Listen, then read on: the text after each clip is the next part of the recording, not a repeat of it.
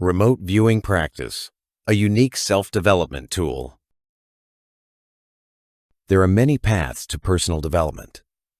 Development of perception abilities, divided by mindfulness, divided by awareness, etc., including the development of extrasensory perception abilities. Who among us wouldn't want to increase their capabilities, experience something that makes them feel exceptional while gaining new possibilities?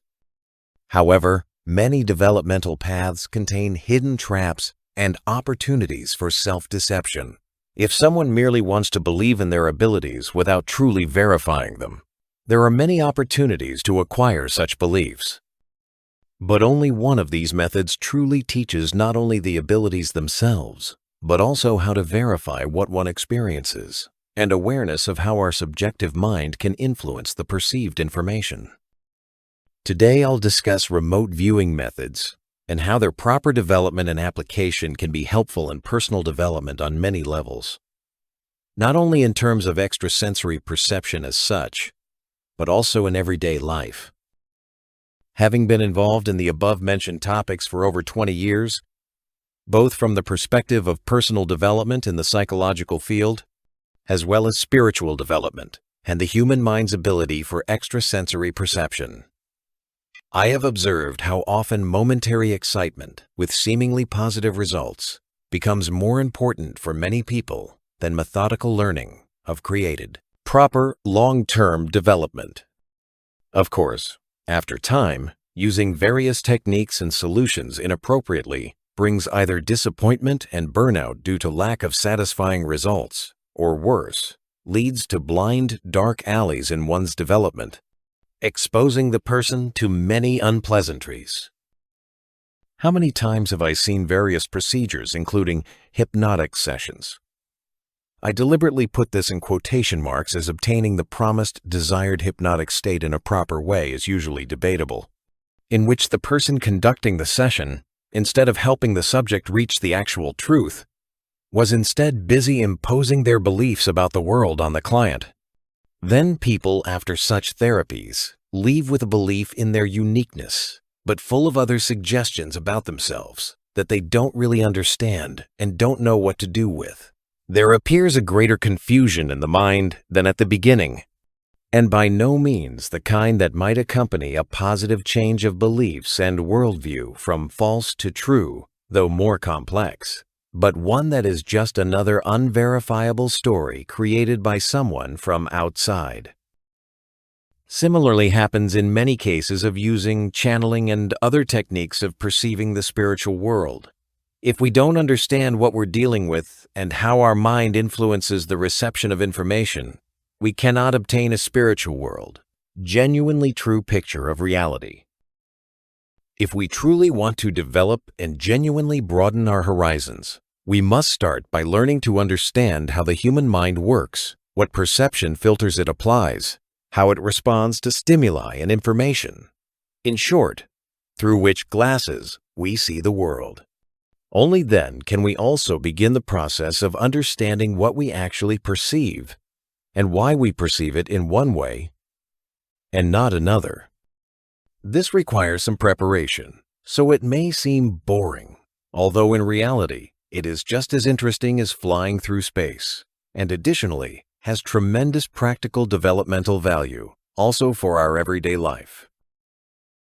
When I began teaching people remote viewing techniques, supplementing them with other developmental techniques that are the essence of the cumulative knowledge I've gathered through over 20 years of my own practice and experience, I noticed that what is most needed in terms of increasing human perception abilities is precisely this learning and explanation. How much individual conditioning and experience, and how our environment has programmed our minds from early childhood, affects what penetrates our consciousness in the process of perception. Each of us has certain perceptual filters affecting the extent to which our consciousness is able to perceive true reality in a clear way. Some of these filters are universal, as the patterns that influence us in the formation process in today's society are also universal. Others are our individual filters related to personal beliefs, dominant physical senses, because some of us are kinesthetic, others visual, still others auditory, etc. Is it difficult to understand this language of filters influencing the reception of information? At the basic level, in terms of making visible progress, it is not as difficult as it might seem. However, it requires at least several sessions and meetings to properly address and demonstrate this issue, testing it on practical examples. However, fully mastering these filters is a very difficult matter, requiring years of practice. But it is possible.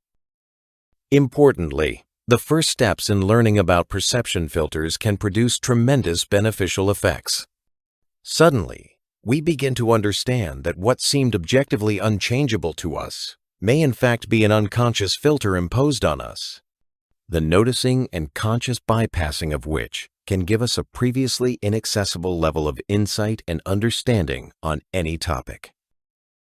In working with the possibilities of the human mind and consciousness, including dealing with essentially all, or at least the vast majority of extrasensory perception techniques, I have practically tested many of these developmental tools. While valuable lessons could be drawn from each of them, it was only when I began practicing remote viewing that I noticed it provides a real breakthrough for most people. Thanks to working with remote viewing, not only has my general level of knowledge and awareness increased, significantly enriching the range of perception and knowledge about the world, but also through this method, I have become more aware of what I actually know and what I don't know. In other words, I stopped living in beliefs about the world and became truly aware of what I know and what is still worth learning, and that is very valuable knowledge. The end.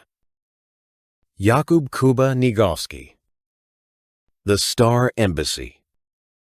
If you like our work, please subscribe to stay in tune. Give the video a thumbs up and leave an inspiring comment. We love to see your personal touch there.